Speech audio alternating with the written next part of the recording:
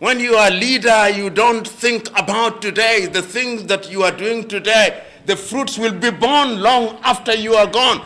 That is why it's always said that you are never successful until your successor succeeds. Hello and welcome to the Africa News Network. Africa has been going through a series of factors and a series of agreements over the year. I remember that when Africa, for example, Africans sat in Lagos in 1980 and came up with the Lagos Plan of Action, which was to be the blueprint of how Africa was going to develop in all spheres. The Lagos Plan of Action came and was never implemented.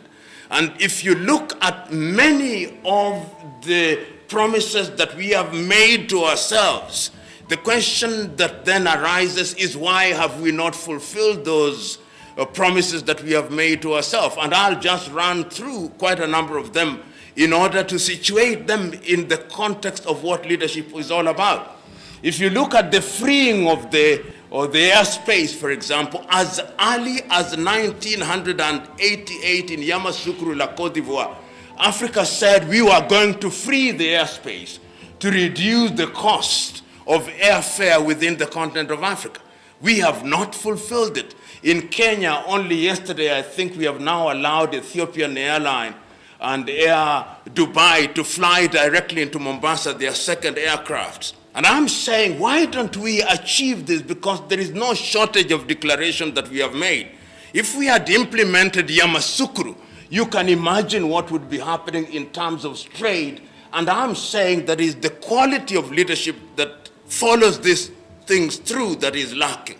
If you go into the area of medicine, for example, in Abuja in the year 2001, Africans met and said that we were going to spend 15% of our budget, not GDP, in health.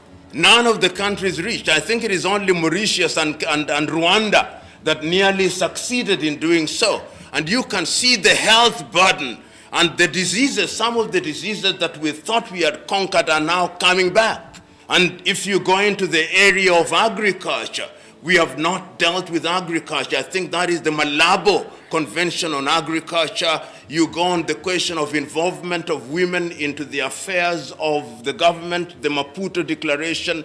You go into the much more recent Malabo Declaration on Unconstitutional Changes of Government 2022, and you can see how governments are changing unconstitutionally in the western part of Africa. Why do I say this? I say this because we are talking about resilient leadership. Today, and my good friend, the lecturer there, will be talking about artificial intelligence. We are now in the realm, she'll tell you, we are now in the realm of the fourth industrial revolution, segueing into the fifth industrial revolution. Those of you who are training now as surveyors and land valuers, we are going to have equipment which will take care of the work that 100 of you are doing.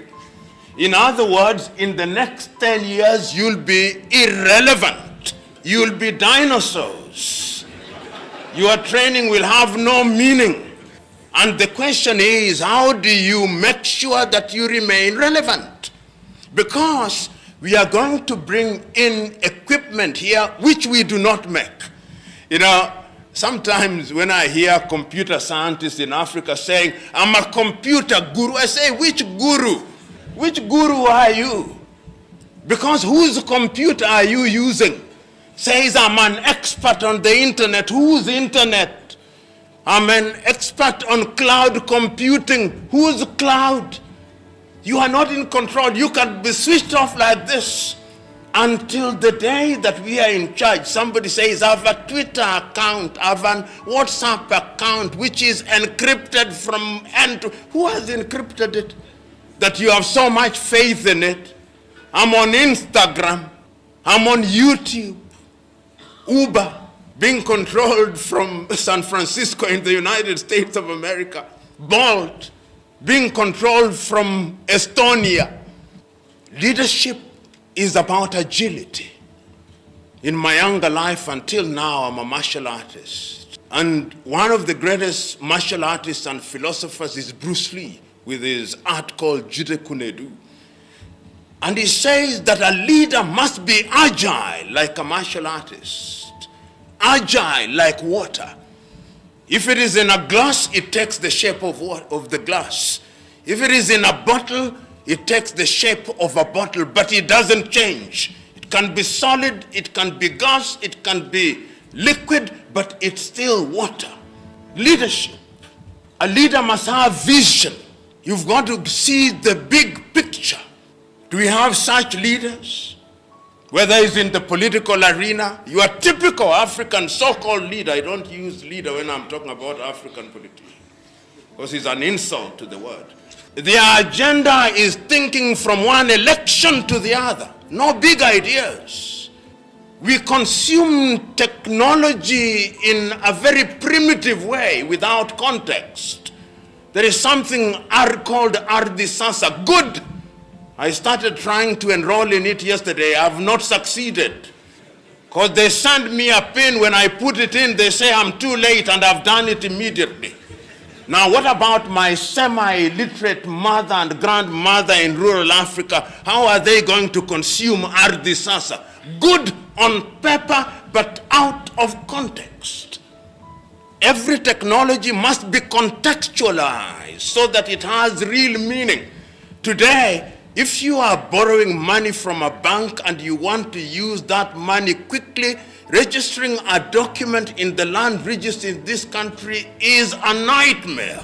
And yet, you hear those in those sectors saying, we are ticking the box, we are now technologically savvy, we have heard this as a nonsense. If it doesn't work, it is complete nonsense. Leadership is about honesty. That is the point that I'm trying to make. That you are not a leader until you are honest. Leadership is about courage. And courage does not mean recklessness. It's about doing the right thing in a manner that is orderly. Are we courageous? Are you prepared to speak your mind without fear of consequence? We see public officials and we go on a worship mode. And we don't tell them the truth. When you are a leader, you don't think about today. The things that you are doing today, the fruits will be born long after you are gone. That is why it's always said that you are never successful until your successor succeeds. Leadership is about empathy, about building a team. A good leader creates a team, a champion team. And a champion team will always beat a team of champions. A team of champions is a group of individuals who all have talent but are each playing for their personal glory. That is why in Africa you see Africans only do well in individual sports, not in team sports. A good leader must build a team where there is delegation without abdication. Chinua Achebe, writing in his book, The Trouble with Nigeria in 1983, says something that applies across Africa. He says of Nigeria, and I dare say of Africa, the problem is simply and squarely one of leadership. There is something that President Paul Kagame does in Rwanda, which I love. Every other time he brings all his senior officers and he tells them, tell us what you are going to do. And after a while, he brings them back, tell us what you did, publicly. And if you doubt me, you go to Kigali, Rwanda, see. I went in Kigali before the genocide and after the genocide. You see what has happened. Leadership that is focused, that makes demand. Leadership by example. So, my fellow brethren, it all falls or fails on leadership. This continent must be great, and it can be great. When you look at my paper, at the very top of it, there is a statement that I've extracted from Kwame Nkrumah.